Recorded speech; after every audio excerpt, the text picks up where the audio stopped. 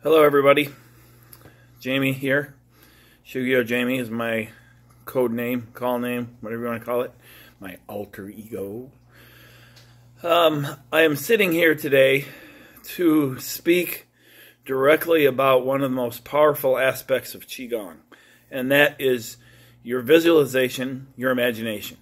I'm sitting in a chair, I'm doing no movement, but what I want to tell you is when you're in pain, when you have some kind of body dysfunction, when you have PTSD, when you have depression, when you have anything, the right kinds of visualization, the right kinds of imagination, and bringing energy into you will help. I'm not saying that they're going to cure instantly. One thing that I have learned over the years of studying many different disciplines is the quicker something comes, the quicker something goes. And the quicker you feel something, quite often it is damaging to you. Take some drugs, you feel really good for about 10 seconds, and then it crashes your life. On the other hand, things like yoga, meditation, Qi Gong, Tai Chi, all the other amazing things that are out there for you all to look into are slower happening. Some people will feel that they have power right away. Some will take time. So I'm here today to speak to you about that and about how to visualize what you need to get what you want. And the thing, we say visualize, but it's not necessarily that you have to see it. If you're a good visual person, then you will find visualizing, actually seeing something, somewhat easy.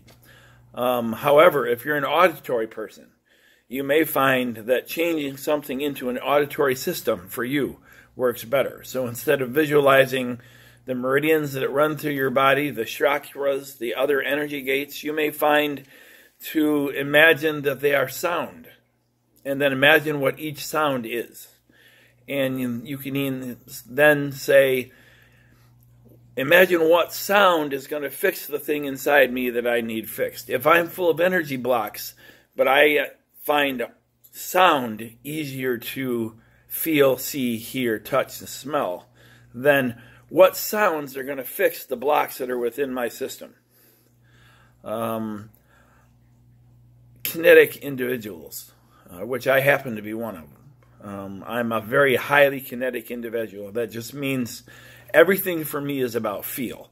I drive by feel. I think by feel.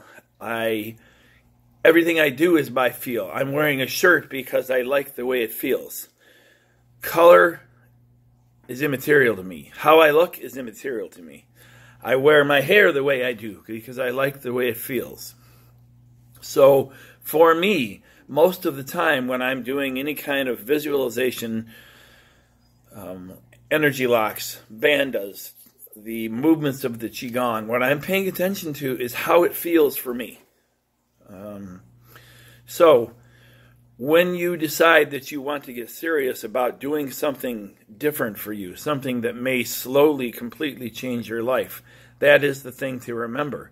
Your imagination is the most important factor. Everything is as you imagine it. If you have something in your life that you don't like, by strongly imagining it in a different way, it will change. I'm not saying that if you've had some horrific injury, imagining it gone is going to make it disappear. But what you can do is find the way to imagine it in a way that allows you to cope just a little bit better. I have many different things that I deal with on a daily basis. Pain, PTSD. I have so many things that if you looked at my chart, you'd be like, holy crap, it's amazing he's even still alive. So for me, what I do when I do my Qigong practice is, the first thing I did was learn the movements. The second thing I did was begin to visualize how everything works best for me. My grounding and centering. If you've looked at any of my other types, you know that you can ground and center in different ways. And I may even have said different ways so that you can see it and feel it and hear it better. But the important thing is for you to ground and center in a way that works for you. And you can change all of that. Any movement I show you, you can change to fit what feels right for you. I do Qi Gong both with sound, with music playing, and I do it silently outside. I don't do it with my dogs around, mostly, because for whatever reason, my dogs get really excited when I do Qi Gong, and they want to join in with me, and they just don't realize that a 110-pound Rottweiler might not be a good thing to jump on your back in the middle of a Qi Gong movement. So that's the thing, is keep that in mind. Imagination, imagination, imagination. Your mind goes where you tell it to go. Have a problem in your life, have many things in your life that you don't know the answer for, ask your mind the question, what do I need to do today to solve this particular problem? And almost immediately your mind will stop whatever it was doing and get busy trying to give you that answer. That is another amazing tool. That's what your mind is for. It's to give you answers. And in the end, it doesn't matter if the answer is true, if it's half true, if it's false. If your mind gives you an answer and it works for you, then for you it is true. And when it is supposed to change in the future, it will.